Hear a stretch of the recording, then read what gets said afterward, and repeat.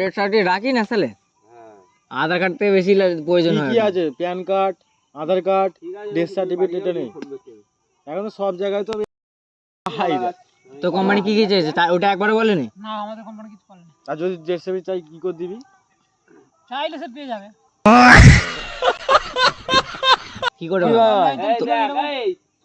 আমি তোমায় বলছি, তুমি এই দেখো ওইখান থেকে কাজ ছাড়লে তো ডেথ সার্টিফিকেট কোথা কাজে লাগে? ওইখানে ধরো কাজ করলে তুমি কালকে আগে গিয়েই বলো ডেথ সার্টিফিকেট দাও।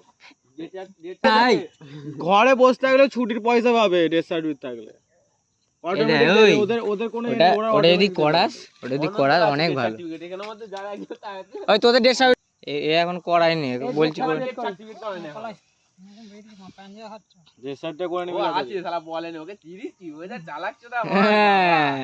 করা হয়ে গেছে তাই তো?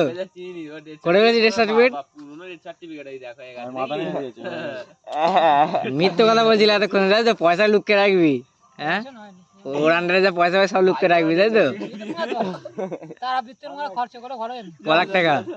ক লাখ টাকা? 3 লাখ টাকা খরচা করছিস? 3000 তাই তো? ডেথ সার্টিফিকেট করে নে, ভালো স্যালারি বেড়ে যাবে। ডেথ সার্টিফিকেট করলে আছে? আরে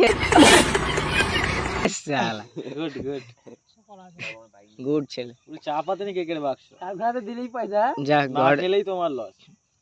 না থাকলেও ঘরে গিয়ে ডেথ সার্টিফিকেটটা জেরক্স করে রাখ, কালকে লাগবে। এই দেখো আমি কি বলছি শোনো, তো এই পুজোর সময় জমা নেবে রে।